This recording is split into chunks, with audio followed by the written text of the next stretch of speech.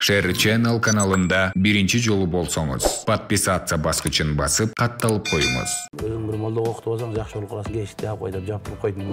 Көрдүм сенин талантыңа түү деп эсемес жазып.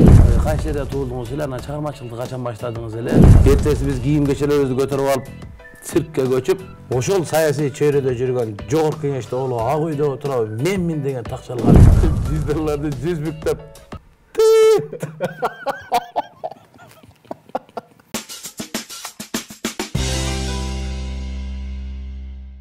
Саламатсыздарбы, урматтуу көрүүчүлөр. Бул 7-чи канал жана Share Channel YouTube каналы. Алып баруучу мен Шергази Турдукулов, Coffee Time көрсөтүүсү. Бүгүн бизде белгилүү куудул Тынар Курбаналиев. Ассаламу алейкум. Жакшы келипсиз. Жакшы. Сизди биринчиден буга чейин эфирлериңизди көргөндө айттыңыз эле. Келгенде кабагың кашың жаркырап турса эле болгон ошол депчи. Бизде дасторкон жайнатып алган жокпуз, бирок жок дегенде ушундай чай коюп, Coffee Time чакырып атабыз. Ашың болосу да кашың болсун деп коюп, главное ошентип күлүп чайнап тосуп алганыңарга рахмат. Ассаламу алейкум.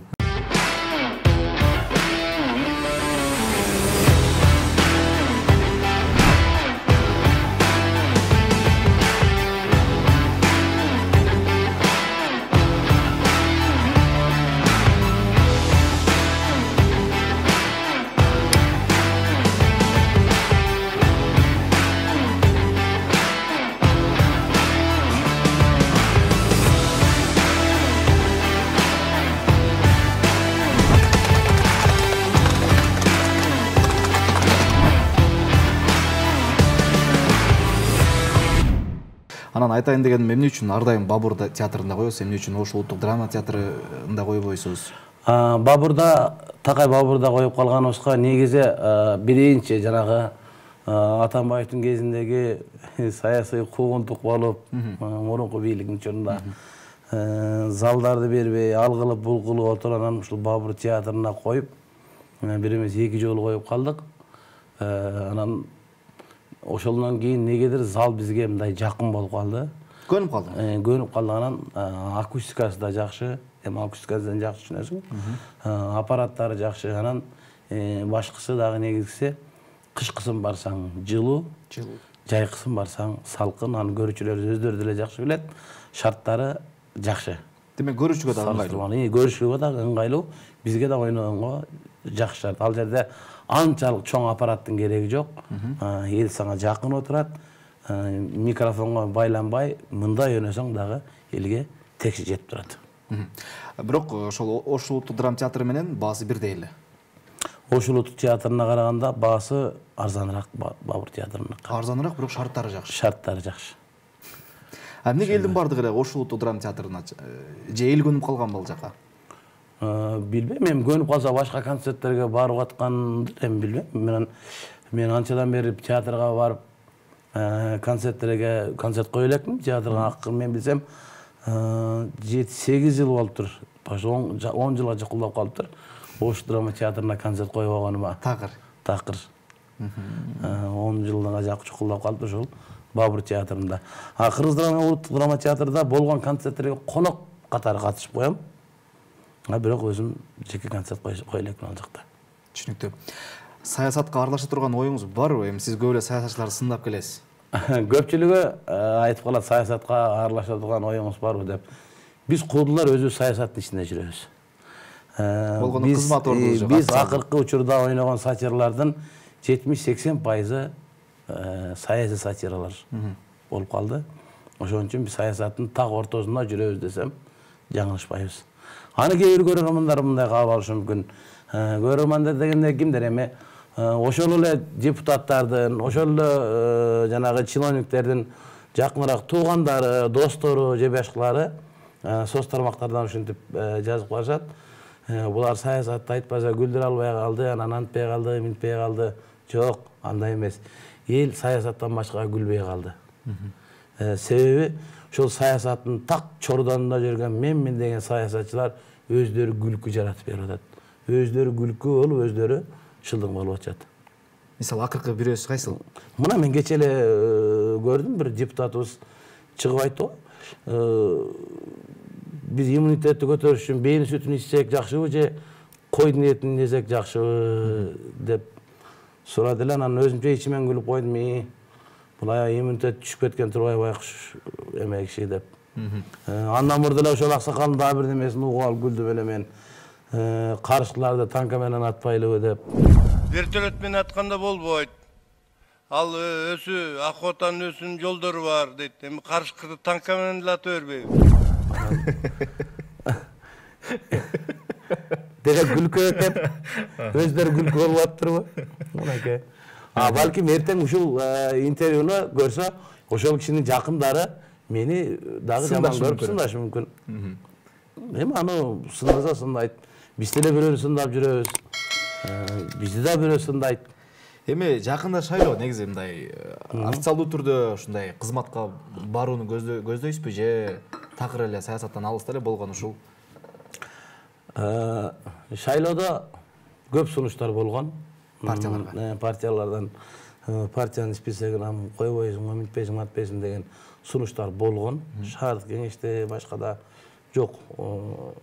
Мен таптакыр анда оюм жок.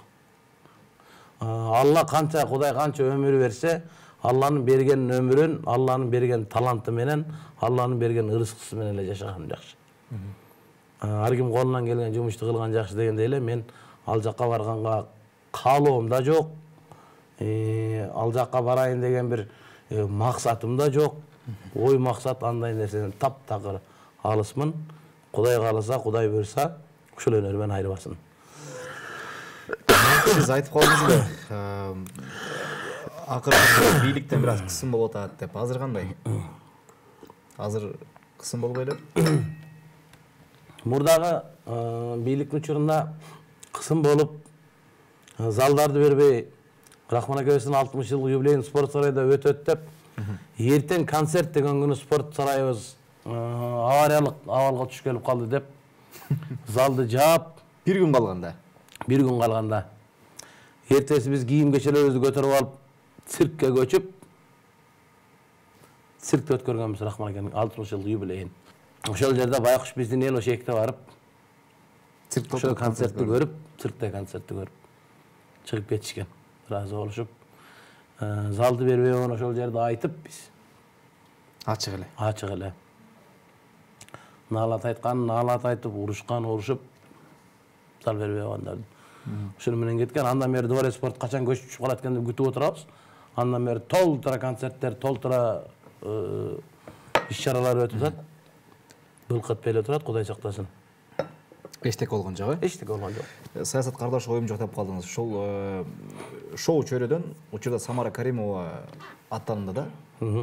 Сиздин көз карашыңыз кандай ушул нерсеге? Азыр мен бул жөнүндө социалдык тармактарда кечиресиз, сөзүңүздү бөлдүм. Эки ачап пикирде, кээ бирөөсү каршымын дейт, эмнеге дейт, кээ бирөөсү колдойт тескерисинче, барыш керек депчи. Сиздин оюңузду билгим келип атат да. Бул мындай. Бир кезде Рахман агайыбыз дагы жогорку кеңешке депутаттыгын койгондо элдер ушинтип айткан. Рахман эмне, ал артистте кодулугун артисттен кылбайбы деп. Мында мен азыр сага айтып берейин. Ошол саясий чөйрөдө жүргөн, жогорку кеңеште болуп, ак үйдө отуруп, менмин деген такчалган, кааласаң 5ти, кааласаң 10ду, кааласаң 4тү любой саясатчыны алып келип, Рахман аке менен отуруп түзө берге чакыргын, Рахман аке менен түзө берге келише алабы экен. Эч ким келе албайт. Бирөө да келе албайт дебатка. Себеби бирөөнүн дагы билим деңгээли Рахман акеникине жетпейт. Рахман мен көзүм жетет, политика жагынан, башка жагынан Рахман акенин отургузуп кое турган мүмкүнчүлүгү бар. Рахман агайдын демек бардык саясатчыларга суроосу бар. Так жооп бере алат. Бардыгына суроосу бар. И бардыгына жооп дагы даяр. Жооп дагы даяр. Ишенбесең салыштырмалуулукка чакырып көр дебатка. Бардыгы бир шылтан айтып качат. Бардыгы бир шылтан айтып качат. Тоо. Буга чейин өзүңүздөр чакырып көрдүңүздөр беле? Толтура жерге чакырылган. Келбей койушкан. Себеби Абдулла Иманкулов менен Мискенбаевдин Марал радиосундагы кайым айтышты бардык саясатчылар көргөн. Демек ошондо биздин саясатчылар ойгонгон, биздин кодулар канчалык, биздин маданият кызматкерлер канчалык политически подкованный адамдар экенин бардык ошондо көрүп билген. Ошон үчүн көпчүлүгү качат. Келе албайт. Жакшы. Келсин дебатка барам деген сен дебат уюштуруп, мен Рахман акени алып келейин бир күнү. Каалаган темада сөз козгойлу. Агай каякта азыр? Рахман агай Бишкекте. Бишкекте. Эмне сиздер менен чогуу концерт койбой калды? Жаныбек Алыкулдун кече эскерүү концерти болгон, ошого кеткен. Ар бир айдын алдысы эле чогуу жүрөт элеңиздер. Кийин Абдулла Имакулов менен чогуу концерт коюп калдыңыз. Борончу Кудайбергеновдор менен чогуу жүрүп калдыңыз. Эмнеге азыр жалгыз жүрөсүз? Бул мындай. Кече Абдулла экебиз мына концерт 2 бөлөк баштап калганыбыз. Абдулла экебиз 7-8 мартка спорт сарайына алып алыптыр. Сүйлөшүп буга чейин. Мен Бабур театрда сүйлөшүп алып койгон элек. Анан баягы гастролдо жүрүп, экөөбүз эки кача болуп калды. Анан айтты, мен ал жакты кое берейин анда деп. Макул, сиз ал жакты кое бериңиз, мен бул жакты кое берейин. Бирок эртеңи Кудай берсе 5-майдан 9-майга чейин кайра эле Бабур театрында Абдулла экөөбүз чогуу концерт коебуз. Борончу Кудайбергенов менен бир таарынышып жүрдүңүздөр эле. Таарыныштар жазылып, мындай жараштыңыздарбы же дагы деле ошол бойдонбу? Жок, ал убактылуу ошондой бир таарыныштар болгон. Мусулманчылыкта айтат, ошол канчалык кечиримдүү болсоң, ошончолук жакшы. Азыр көргөнүң бул жерден унутуп кой болду ошо. Азыр мамилем чыгып жолдон учурашып калабыз, той тароподо концертте жолугушабыз, учурашып калабыз. Мурдагыдай эле. Эң сонун эми акыркы жолу качан интервью бердиңиз? Сизди интервьюга чакырыш өтө кыйын экен. Мен билишимче, мен кесиптештерим көп айтат да. Тынар Курбаналиевди кантип чакырсак болот деп. Интервьюга келгенден баш тартканым. Мен 20 жылдан бери ушул сахнада жүргөн болсом, 20 жылдан бери кайеке интервьюга барбагын жанагыла суроо берилет да. Бирдей, баарыңардыкы бирдей. Мына бир аз экөөбүздүкү бир аз кененирээк болду башкача. Башкасыныкы баары бирдей. Кайсы жерде туулдуңуз эле, анан чыгармачылыкты качан баштадыңыз эле, биринчи сүйүүңүз качан болду эле, анан кандай болду ушундай. Окшош суроолор. Болду, коёндой окшош суроолор. Ишенбесе көрүүчүлөр ошол биздин мен эле эмес, башка чыгармачыл адамдардын эле берген интервьюларын окусун. Коёндой окшош суроолор, коёндой окшош жооптор болду. Эч бир элге бир жакшы бир нерсе бере турган же бир эл ушул коомдо боло турган нерсени талкуу кылган мен көрө элекмин эч жерден. Окшош жеке жашоо тууралуу. Жеке жашоо болду ошол гана. Кече мен интернетте азыр өзүңүз көрүп калсаңыз керек же көрө элексизби билбейм. Ушундай белгилүү адамдарды тамаша отурууга түшүрүп атышат. Көрүп атасызбы? Көрүп атам. Анан ошол жерде бир адамды түшүргөн экен, эми атын атап эле коеюн. Ошол жерге көбүн эсе баягы элдин суроо бардыгы эле Тынар Курбаналиевди түшүргүлө, духуңар жетсе Тынар Курбаналиевди түшүргүлө, көрөсүңөр эмне кылсын силер дейт да. Сизди тамаша торго түшүрүш кыйынбы же буга көз карашыңыз кандай? Мени тамаша торго түшүрөбүз деп да көргөн өткөндө Жалал Абадта. Мен машина менен Жалал Абадтан бир жака чыгып атсам, арткы машинаны ачып, байке мени Бишкекке таштап коюңузчу деди да. Анан ким, менби десем, анан могу деди. Мен Бишкекке барбайм десем, жок мен барат элем, таштап коюңузчу деди да. Анан Өкам, өзүң бир молдого окутуп алсаң жакшы болуп каласың, эшикти жаап кой деп жаптырып койдум да. Кайрасалар өздөрүнүн тамашаларын салып коюшсуз да. Мен билдим да ошондой экенинчи. Ошентип көп ушинтип айтышат. Анан эми тамаша торго түшүрөм деп да жүргөндүр, балким билбейм. Анан сиз айтмакчы, көпчүлүк айтып калат, эми ошону түшүрүп көрбөйсүңөрбү, антпейсиңерби? Көп, аябай көп суроо. Балким алар менин жиними жакшы билсе керек. Ошон үчүн түшүрбөйт. Балким. Оңтойун таппай жүрүшкөндүр же, чиним кандай экенин угуп билип калышса керек. Сиз Жалал Абадта улак алып барганыңызды көрүп калдык. Сиз улакты алып баратсыз. Ага. Де улак алып барып. Улакты чапкандан кийин алып барышты да билиш керек да. Той алып барган менен улак алып барганын айырмасы кандай? Жана баалары кандай болуп атат? Баасы бирдей эле, бирок ал жерде тематика эки башка болот да. Албетте эми улакта мындай эркек кишилерге, эми ал жерде көпчүлүгү жалаң эле эркек кишилер болот да, балбандар болот, башка болот. Балбандардын ар бир балбандын өзүнө жараша мындай жакшы катуу тийбеген, сону мындай бир чети мактап кое турган, бир чети даңа салып неметип кое турган сөздөр менен мындай анекдот айтып күлдүрүп, ошонун көңүлүн көтөрүп кое турган нерселерге улакта көбүрөөк колдоносуң. Тойдо ал такыр башкача. Тойда андай эмес. Тойда андай эмес. Андай тойда болгондо ал эми экөөнүн форматы эки башка да. Эки башка. Сизге кайсысы жеңилирээк же кайсысы өзүңүзгө көбүрөөк жагат? Улак алып барганбы же? Улак алып барган мага албетте улак алып барган жагат. Ээн эркин. Себеби ээн эркинден дагы өзүң көрүп турасың, өзүң жакшы көргөн оюн ошо бир күн кечке болсо да сүйлөй бересиң да. Той эртерээк бүтсө экен деп тилейсиң го. Улакта тескерисинче бүтпөй турса экен деп Ал жерде эригип алып барат экенсиз Ал да. жерде эргөө менен. Өзүңүз улак чаап бир байге уттуңуз беле? Эми жаш кезимде чаап алып жүргөм. Эң чоң уткан байгеңиз? Эң чоң уткан байгем мен 11 класста бүткөн жылы болчу. 94-95 жыл болуш керек. Ушул базар коргондо бир улак болуп, ошол жерде ал кезде азыр эми жок болуп калды, жана алагиз, шырдак дегендер бар го. Алагиз, шырдак, килем, сайчы. Эң чоң сорун ал кезде тай болчу. Кийин эле анан токулуп, төө азыр машина болуп кетти. Үйгө чейин. Үйгө чейин ал кезде эң чоң сорун ушул тай болчу. Ошол бир улакта эсимде эң чоң эмен бир оң келип жана бизде кыргызча негизи улакчылар ушинтип айтып коет да, улак бул доңузу деп коет. Доңузу бир оң келип кетет да, кантип оң келип кеткенин билбей каласың. Билбей каласың. Ошол бир оң келди, бир алагиз таштап келген мен эсимде. Биринчи чоң сорунум ошол болгон. Эң чоң, Андан кийин эми андай артист боло элек мен айда жүргөм, анан болуп жүргөм майда чүйдө сорундар, кой, ал бул. Анан азыр деле оң келип калса чаап кое бересиз. Чаап анча-мынчасын оң келип калган жерде кайрып ала бересиң да анан. Жакшы. Анан эми бир суроо берейин деп атам, бир аз мына ыңгайсыз турам да, бирок берүүнү тура көрүп атам. Бербесем болбойт. Адамдын сырткы келбетин көрүп эле эмненин өзгөрүүсүн байкасаң сурайсың го, эмне болду эле депчи. Азыр сиздин ушул каршыңызга карап туруп, интернетте бир сүрөтүңүз жарыяланып кетти. Бирөө айтат, ошол кырсыкка учурап калыптыр дейт. Бирөө айтат, ушул улактан жабырып калыптыр дейт. Өзүңүздүн оозуңан калчы? Деги эле ал сүрөттү ким тарткан? Өзүм эле ошол чогуу жүргөн достордон эле ошо улактан келип, улакка барып ошол жерде жабат улактык ошол да. Улакта жыгыласың, жарыласың, сыйрыласың, кайрыласың. Чыныгы эркектин, жигиттин оюну. Аны кийин ар түрдүү кылып чыгарып өстүрүп коюп, анан атып кетиптир, минтип кетиптир. Эми азыр ошол интернеттин немеси да бул.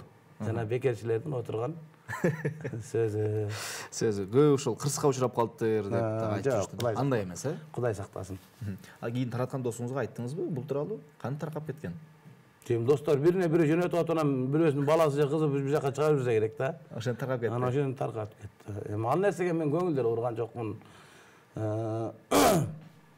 Андан кийин күндөрдү деле өткөргөнбүз. 120 артыман кууп жүргөн күндөр болгон. Ал күндү деле баштан өткөргөнбүз. Мындайча айтканда да барына дагы, жогуна дагы, ачына дагы, тогуна да көнүп калганбыз. Түшүнүктүү. Көйүп кетпейбиз, чөгүп кетпейбиз дегендей эле. Бир калыпта. Буйруса. Көп нерсе үй бүлөңүз тууралуу такыр айтпайсыз да. Бул өзүңүзгө ушундай принциппи, мындай айтпайм деген? Негизи бирөөнүн үй бүлөлүк мындай сыры ар кимдин өзүнүн үй бүлөсү менен болгону жакшы да. Бирөөгө барып алып, аялыңыз менен кантип таанышып калып анан эмне кылдыңыз беле, аялыңыз менен мындай эмеде болдуңуз беле же болбосо мындай деп суроо бергенде мен таң калам да. Анын үй бүлөсүнүн ага эмне кереги бар? Бирөөнүн жеке жашоосунун бирөөгө эмне кереги бар? Мен ошондой ойлойм. Түшүнүктүү.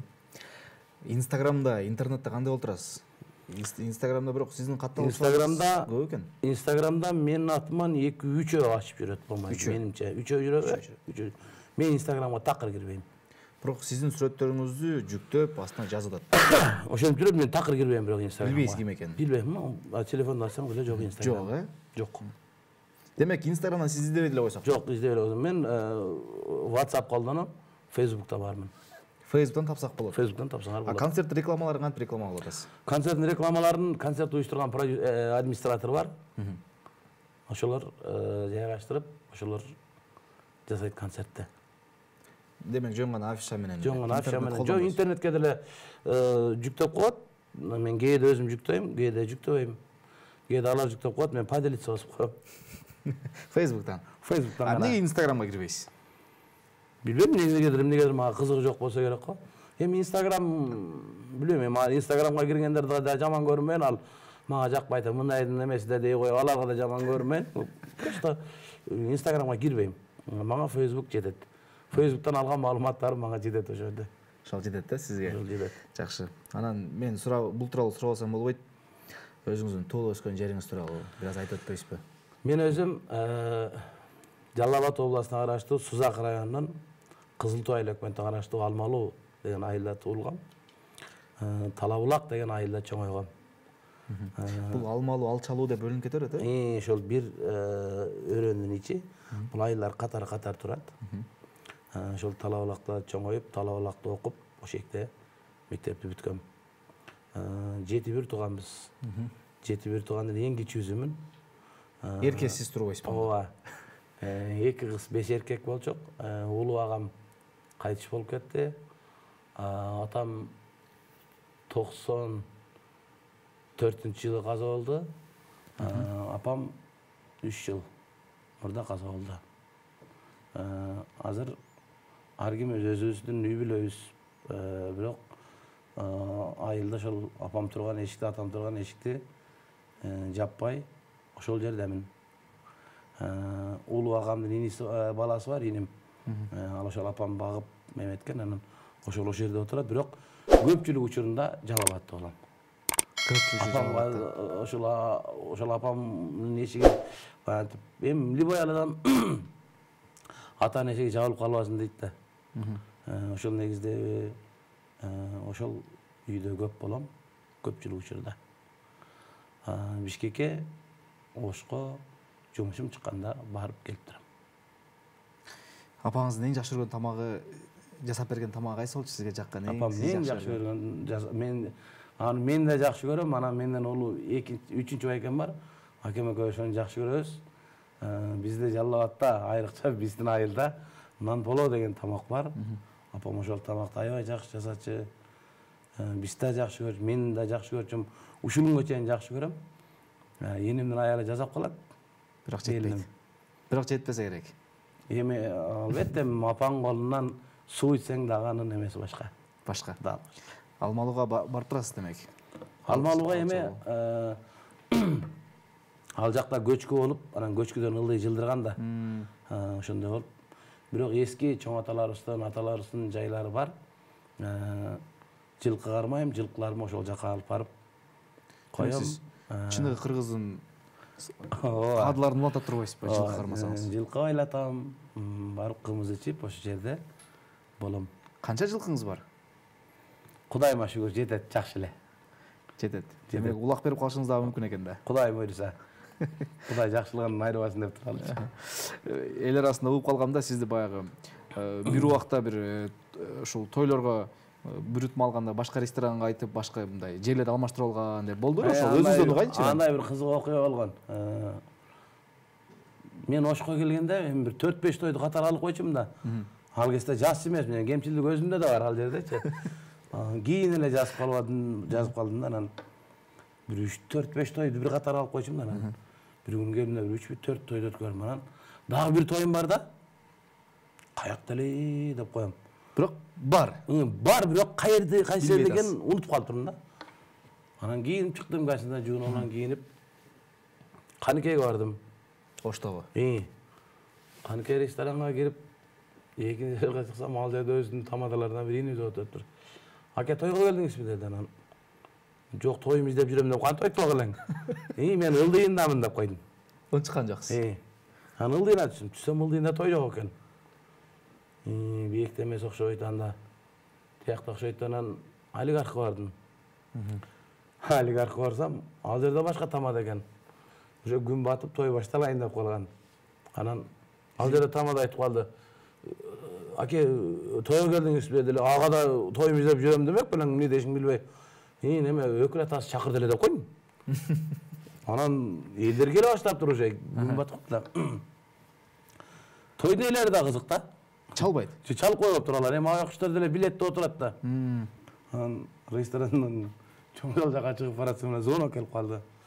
Не болду, ары келип калдыңбы деди. Анан ооба деп, моштун ичинде любой жерине жетип барып калам дедим да. Келип калдым. Кайсы ресторан эле десем. Каракөлдө жолдун боюнда эле Алина деген ресторан. Азыр жибек жолу болуп калды деди. Көрүүчүлөргө айтып коелу, Каракөл бул Жалал-Абадтан андан арыда 3 сааттык жол. Эгер Оштон барсаңыз, Оштон 2 саат 5 сааттык жол экен да. 5 саат 6 сааттык жол. Той башталды да таякта, мен биякта жүрөм. Эмне жооп бердиңиз мага, ошо кызык болот. Анан эже эме аке мен той эжемде эле дедим дагы. Телефонду өчүрдүм, өлдү дедим. Анан Birilerге dayındadım o şekilde tanışlardan ne bileme var o zaman bolboyt. Telefonumu öçürüp koyup gaysin sağa gelip oturam. Tümür okun 12'den ötüp kalandan akırın jandırdım telefonum. Өчүрүп койгонсуз телефонуңузду. Telefonum jandırsam tırınk da SMS geldi. Anan moytu karasam biz seni üylöz menen sıylay tilek. Sen uşinte bizdin toyubuzdu alıp barsa da barız niyet kılıp jakşı görçülek. Senin çıkarmacılığın sıylay tilek. Görse sıyga tatıktı olam esekesin. Tükürdüm senin talantığa tü de SMS yazıydı. Анан Anan $100 zadatık al olgamıza. Anan erteң menen turdum, anan звонок kıldım. Salamatсызбы desem, salamatçılık dedi. Nece pasport buldum da жазып бересизби desem.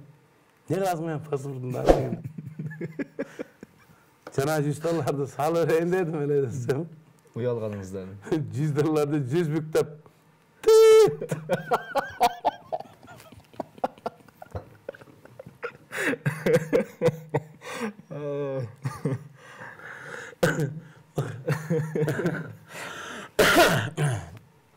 Ana oşentten жүрүп anan bir 10 günden 15 günden anan Karakölge daha bir toy zakası çıkıp kaldı. Anan bardım. Бардыңыз. Barıp toyga barsam oşol toy ötkөрө turgan adam o şeke konoko kelip birde toyga. Anan jolup kalıp aytты şunday men şunday alem. Uşul ballar şun çoğoytu şunday kıldım ele de uylady bayakşaca.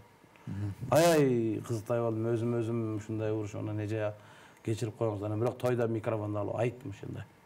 Şunday bolup şunday Allah'a mejam oturat saldı. Geçirim sıra mejam. Biroq eje şu elin alına aytıp koyan. Bir toy kıla turgan bolsаңыз, Kuday buyursa, oşol toyuңuzga beker gelip ketem dep. Allah uzuzga salı bergen eken, keyin bir 2 aydan keyin oşol ejebиz toy kılıp, birinci kız uzatı olan, keyin gelin aldı ele. Çöntögüme konvertimi salıp alıp gelip, toyuna konvert çıkıp süylep, emekim tamadalıkты kılıp, özüm süylep konvertimi berip, eje yini olup kalıp, oşol menen azыр Karakölge bargan sayın oşol ejekemdin çayын içip, konцерт koyup ketem. Ал эже тосуп алат. Катташып калдык, бир тоом болуп. Демек ушул нерсенин айынан катташып калдыңыздар, жакын болуп. Эгерде сиз тоюна барып, тоюн өткөзүп келгениңизде мынча жакын болбойт. Анда жакын болбой калат элек ага. Мынакей. Кудайдын буйругу да. Кудайдын буйругу. Анан эми мен сизге атайын бир ушул оюн даярдадым эле. Ушул шоу чөйрөсүндөгү сиз сыйлаган инсандарда кимдер бар? Же сиз жакыныраак, жакшы сүйлөшкөн? Мен жакшы сүйлөшкөн, чыгармачылык чөйрөдө жүргөн, мисалы үчүн кодулардан Рахман агай менен Абдулла эге, Жамбыл эге, дээрлик аксакалдардын баары менен эле жакшы сүйлөшөм. Эстрада ырчыларынан Расул эке менен, Бекбай эке менен бир тууганда агайын болуп катышып жүрөм. Азыр мен сизге айтайын деген себеби, баягы тамаша торго чүрөбүз, кандай көз карашыңыз дебедимби? Аны сураганымдын себеби азыр сиз аларды тамаша торго чүрөсүз. Мен бул жерден сизге бир кагаздын артынан жазуу сөздөр болот. Ушул сөздөрдү колдонуп, алар менен сүйлөшүп кете бересиз. Түшүнүктүү? Кандай кыласыз дейсиз? Мен азыр ушул кагаздардан ар бир кагазда бирден жазуу бар. Мисалы, Тико. Сиз ага телефон чаласыз. Тикону көрсөтсөм, Тико тууралуу сөз айтып кете бересиз. Кийинки сөз алмаштырсам, кийинки сөз кандай болсо, ошону алмаштырып кете бересиз. Түшүнүктүү? Мисалы, Тико ынча болсо, сүйлөп кете бересиз. Мен башка сөздү көрсөтсөм, ошол сөзгө буруп кете беришиңиз керек. Бул жерде ар кайсы сөздөр жазылган. Макул. Кыскасы, адам билбеш керек. Мен билишим боюнча Расул Маматкулов, азыр Ошто экен. Жат элек бекен? Жат элек болуш керек. Себеби мен байракта байланышкам. Даярсызбы? Даяр болсоңуз азыр акырын микрофонго жакыныраак алып келип туруп бир тамаша тартып көрөлү сиз менен. Бирөөгө чалайынчы. Расул эке өзү чалтат кайра. Assalamu alaikum. Алейкум ассалам. Кандай аке? Денсаулыгыңыз жакшыбы? Аке, жаныңарда вулканизация жок бекен? Жок. Ошо мына микрофон головкасы тешилип неметип калыптыр да ошону жанагындай воздух менен үйлөтүп бирдеме кылыш керек дейт. Дистанцион микрофон немесин напор керек экен, күчтүүрөөк. Сен неде талтыратасың мени?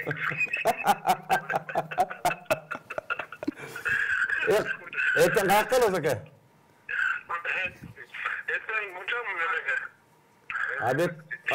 Абед кылып анан кетпейсизби? Успет Қарыз болса да бет қылып берейіндір. Қарыз болып болса дағы. Үшпейді де самолет қол болса велосипедтен кетіп қаласың, ка? Құрсақ қойғазы. Қаяққа кетесіз? Бішкекке же Италияға кетесіз бе? Абдулдакен концертіне қатысасыз ба?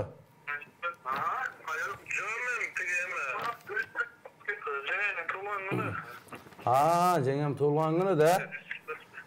Жеңем туылған күні сармай беріп үшін керек екен анда. Өзгенің сармайынан жалпақташтығы деп тұрып.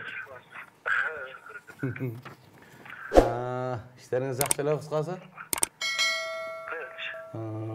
Мен де шол ошта концерттем, концерт бүтсе, кішіне кафел алып кетейін дедім, міле үйге. Жалауатқа. Концерт бүтсе келді анда. Концерт жинді болуда, така. Енді сен концерт үшінде олып Чегараны ойнап атам айырды. Чегара жақшы кетіп атат. О, самсаны ойнап атам. Тиколарды реклама қылып атам, ака. Қысқасы бардығын шағылдырып атамыз. Ақтілектесіз ба азыр? Не деген чайхан әлі?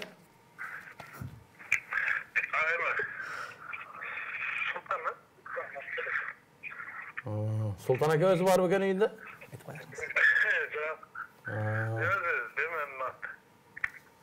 Чайхананың аты. Неме, ака? Алло?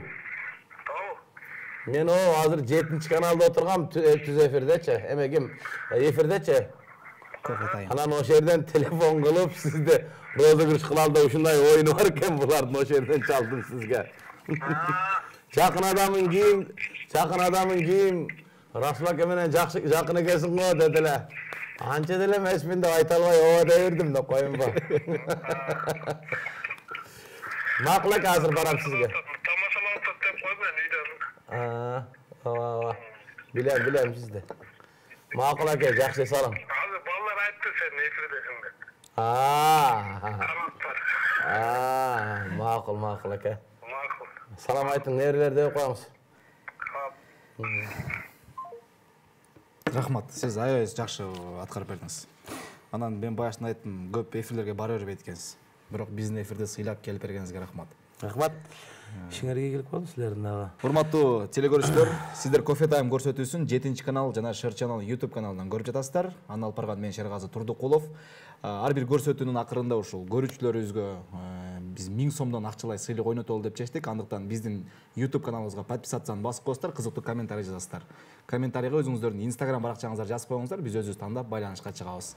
Чоң рахмат, биз менен бир болуңуздар. Тынар аке, чоң рахмат. Рахмат силерге да, ишиңиздерге ийгилик. Саламатта калыңыздар.